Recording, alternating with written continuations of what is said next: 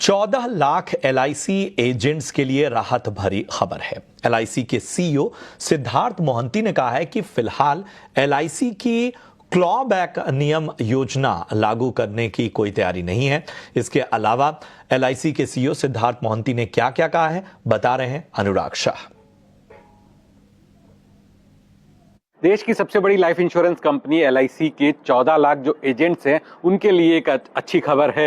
LIC के management के द्वारा अपनी तिमाही रिजल्ट प्रेस कॉन्फ्रेंस में ये क्लैरिफाई किया गया है कि निकट भविष्य में एलआईसी का क्लॉबैक क्लॉज लागू करने का कोई इरादा नहीं है और एलआईसी के मैनेजमेंट का मानना है कि उनका एक्सपीरियंस जो होगा उसके आधार पर फैसला लिया जाएगा, लेकिन निकट भविष्य में एलआईसी क्लॉबैक क्लॉज को लागू नहीं करने जा रही है। जिस तरह से अक्टूबर के अंदर आईआरडीए के नए सरेंडर वैल्यू के नियम लागू हुए, जहां पर पॉलिसी होल्डर्स को ज्यादा सरेंडर वैल्यू देना पड़ेगा, पहले साल में भी सरेंडर वैल्यू देना पड़ेगा। उसके बाद कुछ प्राइवेट इंश्योरेंस कंपनियों ने 2 से 3 साल तक के क्लॉबैक क्लॉज को लागू किया।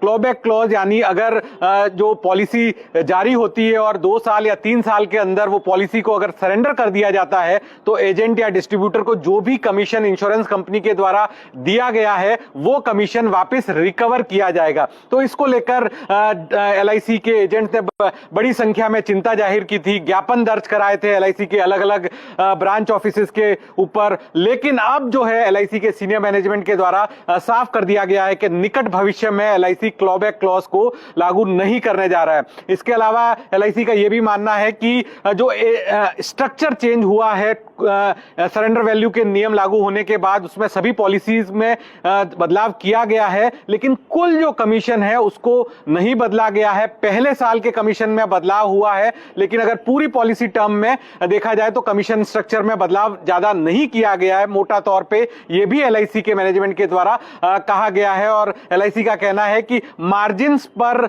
असर नहीं पड़ेगा नए सरेंडर वैल्यू के नियमों के बाद, और सभी पक्षों का यानी पॉलिसी होल्डर, एजेंट का जो है वो ध्यान रखा गया है। ये एलआईसी के मैनेजमेंट के द्वारा बताया गया है अपनी रिजल्ट की प्रेस कॉन्फ्रेंस के अंदर। शुक्रिया करेंगे अनुराग आपका इस अहम जानकारी के लिए। चलिए